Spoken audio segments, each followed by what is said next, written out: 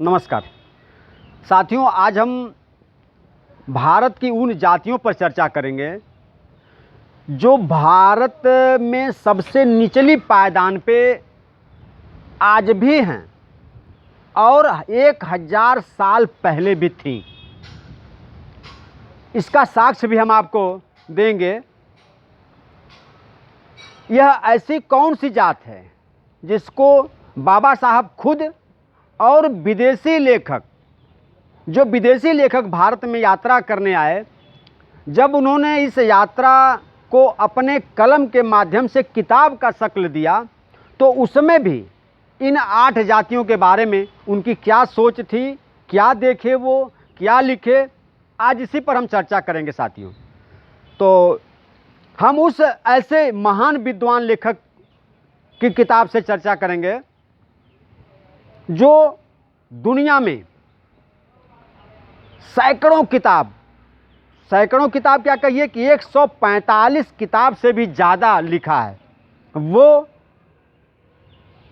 फारसी भाषा का बहुत बड़ा विद्वान था, अरबी भाषा का बहुत बड़ा विद्वान था, संस्कृत, वो भारत में आया और संस्कृत का अध्ययन किया और संस्कृत का बहुत बड़ा विद्वान हुआ। यहाँ के श्रीमद् भागवत, वेद, उपनिषद सारे ग्रंथों का उसने अध्ययन किया।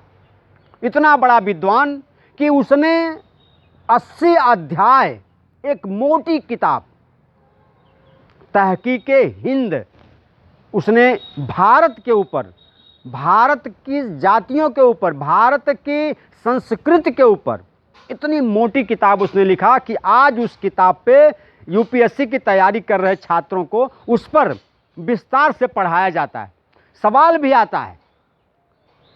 उस महान विद्वान का पूरा नाम, जबकि उसे जो बुलावा नाम उसका प्रचलित था, उसे अल-बरूनी कहा जाता था, लेकिन उसका पूरा नाम अबू रेहान मुहम्मद बिन अहमद अल-बरूनी था।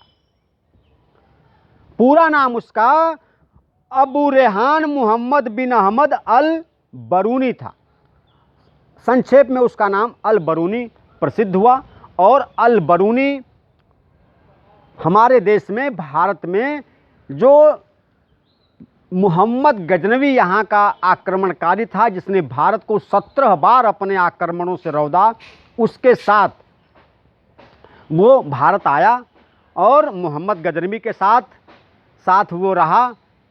यहाँ के संस्कृत के बारे में, यहाँ की भौगोलिक स्थिति के बारे में उसने अध्ययन किया और वही किताब लिखा। सैकड़ों किताब उसने लिखा है, भूगोल पे लिखा है, चिकित्सा पे लिखा है, ज्योतिष पे लिखा है। इतना बड़ा विद्वान, उसने 8 जातियों को अंत्यज बताया। उसकी किताब को बाबा साहब ने प्रपोज किया। बाबा साहब जब दलितों की आवाज़ बन करके अपने आप को स्थापित कर रहे थे, तो उन्हें इतिहास से सबूत देना पड़ता था कि दलितों के साथ ये अत्याचार हुआ है, ये इन्होंने लिखा है, ये दलितों के साथ अत्याचार हुआ है तो इन्होंने लिखा है। इस तरह बाबा साहब ने अल-बरूनी की किताब तहकीके हिंद से कुछ अंश को लिया और उस अंश को अपनी किताब डॉक्टर अंबेडकर संपूर्ण वांग्मय खंड 10 पृष्ठ 41 पे उन्होंने लिखा है। देखिए कि अल-बरूनी ने क्या कहा है। ये अल-बरूनी ने भी 1030 ईस्वी के लगभग अपनी भारत यात्रा का विवरण लिखा है। उसने भी हिंदू समाज संगठन में विलक्षणता देखी, उसने भी इसका वर्णन किया है, वह लिखता है। अब बाबा साहब कह रहे हैं, बाबा साहब का इसमें एक भी शब्द नहीं है, बाबा साहब कह रहे हैं कि अल-बरूनी 1030 में अपनी भारत यात्रा पे आया था और उसने यह विवरण लिखा है। क्या लिखा है? सबसे ऊंची जात ब्राह्मणों की है। उनके बारे में हिंदू ग्रंथ कहते हैं कि उनका जन्म ब्रह्मा के सिर से हुआ है। यह अल-बरूनी कह रहा है अपनी किताब में कि ब्रह्मा के सर से ब्राह्मणों की उत्पत्ति हुई है। दूसरा और भी इसमें आगे है, लेकिन हम केवल संक्षेप में या मुख्य बात आपको बता रहे हैं। ये डॉक्टर अंबेडकर संपूर्ण मांग में खंड 10 लेकर के आप चाहेंगे तो पूरा डिटेल से आप जानना चाहेंगे तो पढ़ सकते हैं। दूसरा है कि दूसरी जात क्षत्रियों की है। तीसरा है उसके बाद वैश्य आते हैं। चौथा शूद्र जिनकी उत्पत्ति ब्रह्मा के पैरों से हुई। वैश्यों और शूद्रों के बीच कोई बहुत बड़ी दूरी नहीं है, फिर भी ये वर्ग एक दूसरे से काफ़ी भिन्न हैं, पर वे एक ही नगर और गांव में मिलजुल कर रहते हैं। अब देखिए, जो हमारे यहाँ किंवदंती है, हमारे यहाँ कहा जाता है कि ब्राह्मण, क्षत्रिय, वैश्य, शूद्र, ये 4 वर्ण यहाँ पाए जाते हैं। लेकिन जब अल बरूनी भारत आया, कहा जाता है कि लगभग 1017 में 17 के आसपास आया था, 1017 के आसपास आया था, और 1017 से लेकर के उसकी मृत्यु हुई है 13 दिसंबर 1048 में वो मरा। और 48 से हालांकि मरा वो जाके अफ़गानिस्तान में, लेकिन वो यहाँ लंबे समय तक भारत में रहा और वो पूरे देश की भौगोलिक स्थिति और यहाँ के विद्वानों से, यहाँ के ब्राह्मणों से, सभी लोगों से वो मिलता था और पूछता था। हालांकि उसने बहुत बड़ी टिप्पणी किया यहाँ लोगों के बारे में कि यहाँ के लोग बड़े घमंडी होते हैं, जानते कुछ नहीं हैं और अपने को तुर्रम खां बहुत बनते हैं। बहुत तमाम तरह की उसने टिप्पणी किया है यहाँ के लोगों के बारे में। लेकिन जातियों के बारे में भी जो उसने बताया, वो उस ज़माने में व्यवस्था थी, उसको उसने कहा कि ब्राह्मण, क्षत्रिय, वैश्य, शूद्र 4 तो हैं, लेकिन एक ऐसा वर्ण है जो गांव से बाहर रहता है। वो केवल 8 जातियां हैं इस देश में। अब देखिए कौन कौन सी जात। तो शूद्र के बाद वे लोग हैं जो अंत्यज कहलाते हैं। शूद्र के बाद वे लोग हैं जो अंत्यज कहलाते हैं। वे तरह तरह की सेवा करते हैं, उनकी गिनती किसी जात में नहीं होती। वे अपने अपने व्यवसाय के नाम से जाने जाते हैं। उनके 8 वर्ग हैं, 8। और धोबी, मोची व जुलाहों को छोड़कर वे बिना किसी संकोच के आपस में शादी विवाह करते हैं। अल बरूनी कह रहा है कि जो 8 वर्ग हैं उसमें 3 को निकाल दीजिए, धोबी, मोची और जुलाहा। शेष जो 5 बचते हैं, ये 5 आपस में शादी विवाह करते हैं। इनका रोटी बेटी का रिश्ता है। तो अब आइए देखें वो 8 वर्ग है कौन। इसका कारण यह है कि कोई उनसे कोई संबंध रखना पसंद नहीं करता। ये 5 क्यों आपस में शादी विवाह करते हैं? सिर्फ इसलिए कि इनसे कोई संबंध रखता ही नहीं है।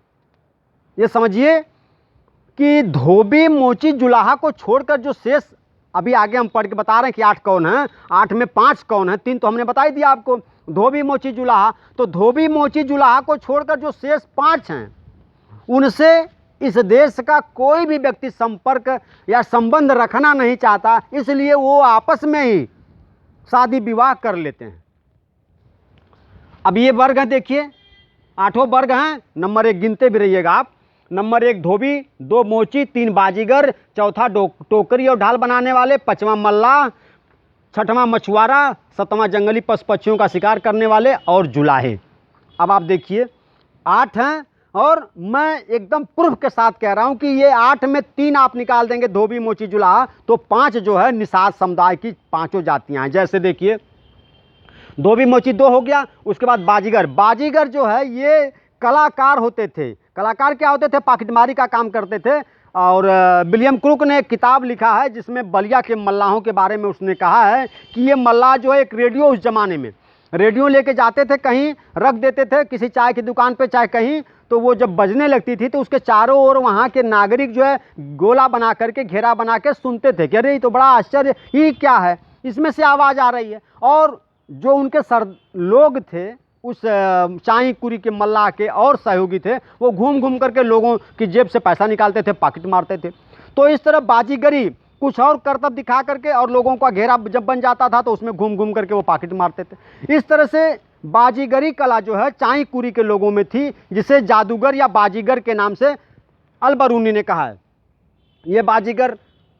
दूसरा टोकरी और ढाल बनाने वाला। हमारे समुदाय के गोड़िया कुरी के लोग होते हैं, जो अभी घाघरा से झौवा लाते हैं और झौवा ला करके उसकी एक खांची, मतलब कहीं की भाषा में खांची कहेंगे या ओड़िया कहेंगे, तो उसी ओड़िया बनाने वाले को गोड़िया कहा गया है, ये अल बरूनी ने कहा है। उसके बाद मल्लाह तो कन्फर्म है।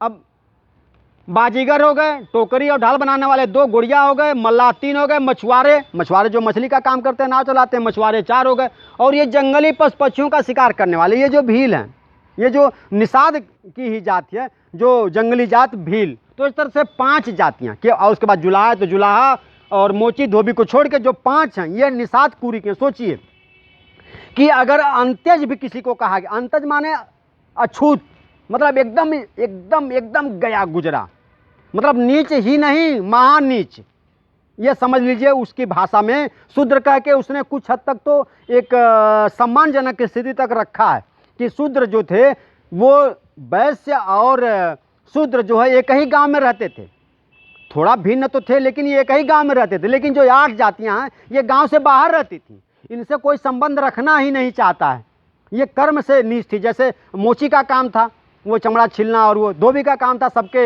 अभी कुछ साल पहले तक धोबी आते थे और गांव-गांव से वो घोड़े की लादी पर गदहा पर वो कपड़ा लाते थे, और जो औरतें जो है घर में ही जब बच्चा पैदा होता था तो उनकी सौरहन का कपड़ा जो बोलते हैं, जो जिसको कोई छूता नहीं था, वो सौरहन के भी सारे कपड़ों को, उन गंदे कपड़ों को ले जाके धोबी धोता था। तो उसके कर्म के अनुसार से उसको अलबरूनी ने और यहाँ के ब्राह्मणों ने, यहाँ के लोगों ने अंत्यज कहा है।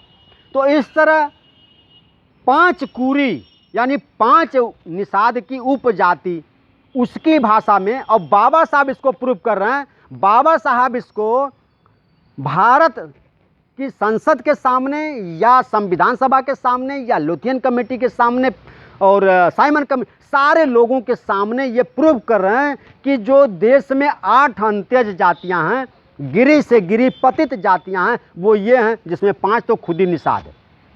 तो इस तरह साथियों, जब अभी हमने जो पहला वीडियो बनाया कि संविधान में निषाद को जनजाति, इसके पहले जो हमने वीडियो बनाया था कि निषाद को जनजाति कहीं कहा गया है, कहीं अनुसूचित जाति कहा गया है। मैंने दुर्भाग्य देखिए इन निषादों का, और ये देश की गूंगी बहरी अंधी सरकारों को देखिए कि इन सबों के जैसे लगता है कि वो आँख में मोतियाबिंद हो गया है और कान में मतलब जैसे कोई इतना ठेठी डाल दिया है कि इनको न कुछ सुनाई दे रहा है और न कुछ दिखाई दे रहा है। ये संविधान नहीं देख रहे हैं। अल बरूनी की जो IAS हुए हैं, जो सरकार को चला रहे हैं, जो IAS हुए हैं, वो IAS इस किताब को, अल बरूनी की किताब को पढ़ करके और IAS होते हैं, बाबा साहब की किताब को पढ़ के IAS होते हैं। मतलब मुझको तो मतलब जैसे घृणा हो रही है इन सबों से कि ये गूंगे भी हैं, बहरे भी हैं और अंधे भी हैं। मतलब सही कह रहा हूँ कि मुझे इन सबों से घृणा हो रही है, नफरत हो रही है कि इतने दिन तक हमारे साथ इतनी नाइंसाफ़ी कर रहे हैं, और जरा सा भी इनके कान में जू नहीं रेंग रहा है कि जिसको विदेशी लेखक, मतलब हिंदुस्तान का पहला मुस्लिम लेखक था वो, और पहला नहीं, मैं तो कह रहा हूँ कि आज तक दुनिया में कोई, क्योंकि मुसलमान के बारे में तो कहा जाता है ये आतंकवादी होते हैं, मतलब ये अजूबा है कि दुनिया का पहला मुस्लिम लेखक और इतनी ज़्यादा किताबें लिखा और इतना विद्वान और वैज्ञानिक था।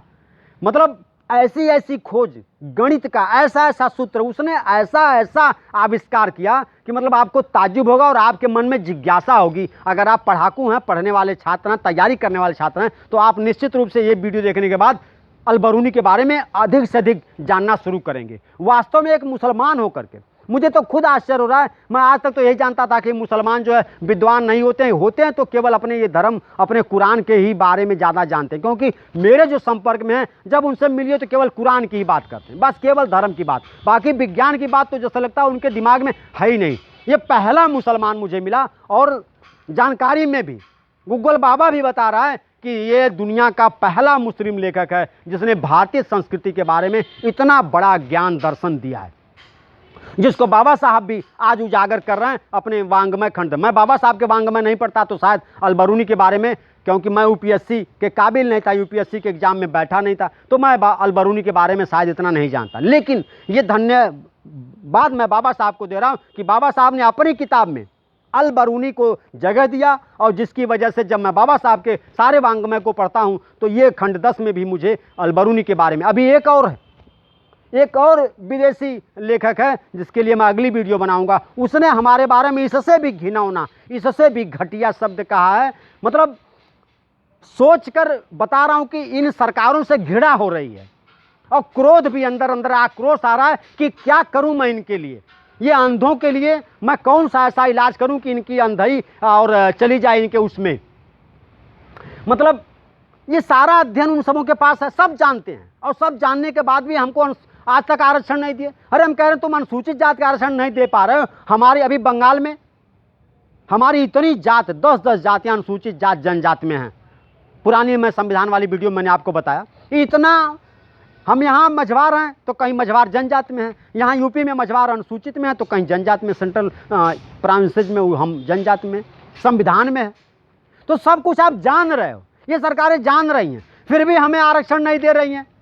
तो निश्चित रूप से हम निषाद लोगों का खून उबलना चाहिए और बदले में प्रतिशोध की ज्वाला में जलना चाहिए कि आज तक, ये एक दिन की बात नहीं है कि मैं आज आपका वीडियो बना रहा हूं और आज कह रहा हूं कि आज हमें आरक्षण चाहिए, नहीं। ये समझिए हमारे हक पर डांका डाला गया है, हमारे हकूक को छीन लिया गया, हमें बर्बाद कर दिया गया है, हमें पद दलित, हमें इतना नीचे कर दिया गया है कि हमें अब आगे आने के लिए सभी मानव के बराबर हमें आने में सैकड़ों वर्ष फिर लगेंगे।